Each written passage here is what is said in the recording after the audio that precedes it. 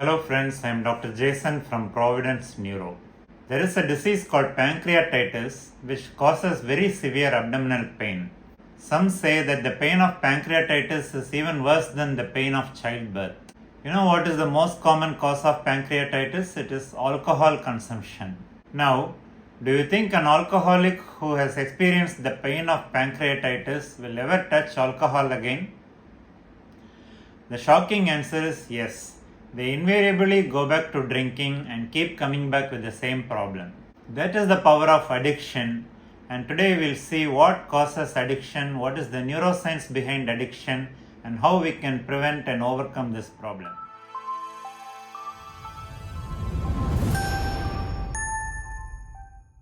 Scientists say that addiction is a disease of the brain rather than a matter of willpower. It hijacks the normal reward and motivation centers of the brain. At the heart of addiction is the brain's reward system, particularly a pathway known as the mesolimbic dopamine pathway.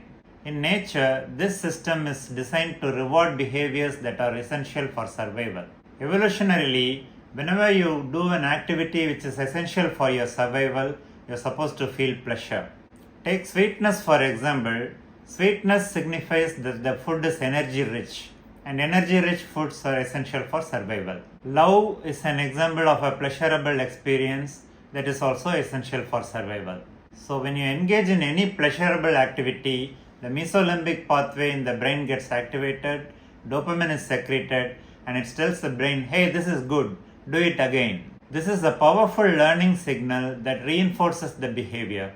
This is called positive reinforcement. So how do addictive substances hijack this system? Alcohol and recreational drugs cause a massive dopamine surge which is 10 times more than what is caused by natural stimuli. This immense surge overwhelms the brain's reward systems and creates a powerful feeling of well-being called euphoria. But over time, with repeated exposure, the brain tries to restore a sense of balance and it starts decreasing the number of dopamine receptors available. So what happens when the dopamine receptors are decreased? You need more and more of the same substance to produce the same effect. And more importantly, everyday activities that used to be pleasurable, like listening to music, talking to your friends, playing with your child, they no longer provide satisfaction. The person is unable to feel pleasure with day-to-day activities, and he starts thinking that only with that addictive substance he can feel normal. This is the core reason why addiction disrupts normal life. Normally, when you're feeling down, you speak with your friends and family members for support and motivation, right? Speaking to friends or family members is a natural way to activate the dopamine circuits. But when you have discovered a substance that can mechanically activate your dopamine circuits, whenever you're feeling down, you start thinking, I'll be alright if I have a cigarette. If I have a drink now, I'll feel better.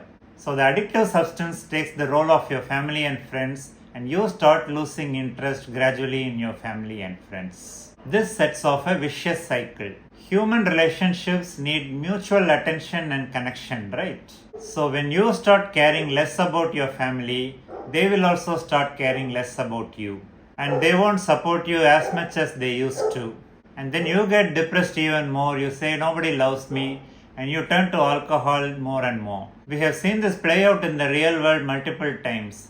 For example, when an alcoholic patient is admitted in a hospital for the first time with vomiting or something, he'll be surrounded by family, well-wishers and friends who are really interested in his recovery. But what happens after 2 or 3 hospital admissions? The same friends and family, they'll stand 2 feet away from the bed. They will look annoyed and disinterested. This shows how addiction strains families and breaks relationships. And when the drug is suddenly stopped, the stress systems of the brain located in the extended amygdala become activated. Suddenly there is nothing to comfort you, and you start experiencing withdrawal symptoms like emotional disturbance, anxiety, palpitations and all that. Now you have to use the substance not for pleasure but to avoid these negative symptoms. This is known as negative reinforcement. So addiction starts with positive reinforcement and ends with negative reinforcement. Now you are fully trapped. I said addiction is a disease, right? So for every disease, prevention is always better than cure. So how to prevent getting addicted in the first place? The answer is not to try the drugs and alcohol at all. There are 3 main social pathways which lead to addiction. Number 1, pleasure seeking and experimenting.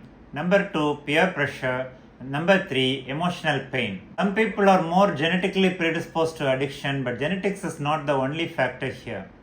Once you get into a supposedly harmless habit of so-called social drinking, you are only one step away from getting addicted because you don't know what twists and turns your life is gonna take. In the next negative event in your life, which may be a financial problem, a business failure, or a relationship trouble, alcohol will become your ever-loving partner who ultimately eats away your internal organs. So rule number 1, don't start the habit. Number 2, maintain a good social network, hobbies and other activities where you can spend your time whenever you're feeling down. There is a famous study done in the 1970s called the rat park experiment. This study showed that rats in an enriched environment with toys and companion rats, they were less likely to consume morphine than rats which were alone in a barren cage without toys. This shows that a stimulus-rich environment and social bonding can prevent addiction even in primitive animals like rats. Having said that prevention is better than cure, once a person gets addicted, is there no hope? That's not the case. The difficulty of quitting is directly related to the duration and degree of addiction, but at every stage there is help. But the decision to quit has to be made by the person concerned. So to conclude, we see addiction not only steals our time and money, but also our love, relationships and purpose in life. Ultimately, the fight against addiction is to remain human, to choose real happiness over artificial pleasure, numbness and self-destruction. If you found this video useful, please give it a like, tell me your opinion in the comments, share it with your friends, and don't forget to subscribe. Thanks for watching and meet you in the next video.